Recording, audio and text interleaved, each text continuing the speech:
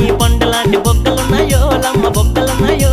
ఇక దేవతలకి దేవులకి రాముడి పరాక్రమం మీద సందేహం వచ్చేసింది. రావణుడి రథంపై ఇంద్రుడు రక్తపు వర్షం కురిపించేశాడు. సుడిగాలులు చుట్టేశాయి, గ్రద్దలు చుట్టుముట్టాయి. రావణుడి రథం దగ్గర భూకంపం వచ్చేసింది. ధూళి లేచి రావణుడి కళ్ళల్లో పడిపోయింది. అయినా రావణుడు రాముని రథధ్వజంపై బాణాలు వేస్తే రథశక్తి వలన అవి నిర్వీర్యం అయిపోయాయి. రే మాడా, రామశక్తి వల్ల కాదు, రథశక్తి వలన.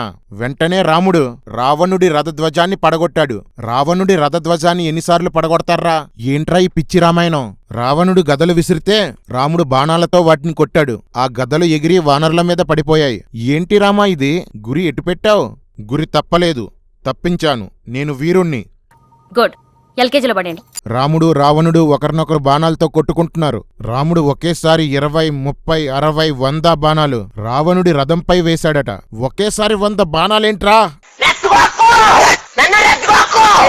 ఆ బాణాలకు రావణుని తల తెగిపోయి మరలా వచ్చేస్తుంటే రాముడు మళ్లీ 100 బాణాలు తలకే వేస్తున్నాడు. అప్పుడు రథసారథి అయిన మాతలి, ఏమీ ఎరగనివాడిలా ఇలా చేస్తున్నావేంటి రామా? బ్రహ్మాస్త్రం వెయ్యి అని గుర్తు చేశాడట.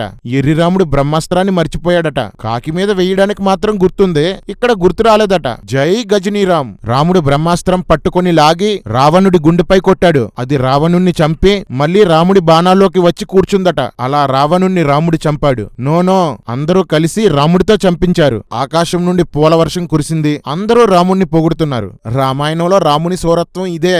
ఎవరు నేరస్తులో పక్కవాళ్లే చెప్తారు, వారిని ఎలా చేరుకోవాలో పక్కవాళ్లే చెప్తారు, వారిని ఎలా చంపాలో పక్కవాళ్లే చెప్తారు, వారి దగ్గరకు వెళ్లడానికి దారులు పక్కవాళ్లే వేస్తారు, వారిని చంపడానికి ఆయుధాలు పక్కవాళ్లే ఇస్తారు, చంపాలనుకున్న ఆ శత్రువుని పక్కవాళ్లే గాయపరుస్తారు.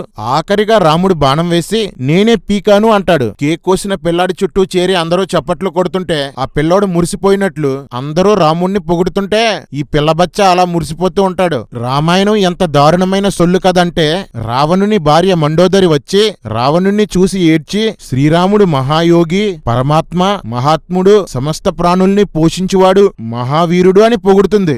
రామాయణం సొల్లు కథ కాబట్టే వాలిని చంపినప్పుడు వాలి భార్య, రాక్షసుల్ని చంపితే రాక్షస భార్యలు, రావణుణ్ణి చంపితే రావణ భార్యలు రాముణ్ణి పొగుడుతారు. నా జీవితంలో నేను చదివిన అత్యంత పరమ చెత్త పుస్తకం, పెంట మీద వెయ్యడానికి కూడా అర్హత లేని పుస్తకం రామాయణమే.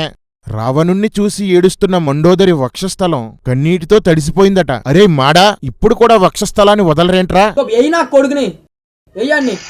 నాకు తెలిసి రామాయణంలోకెల్లా నిజమైన రసిక వీరుడు వాల్మీకే. పెళ్లి చావు, నవ్వు ఏడుపు, ఏ సందర్భమైనా సరే వక్షస్థలాన్ని వర్ణించడం మానడు వాల్మీకి.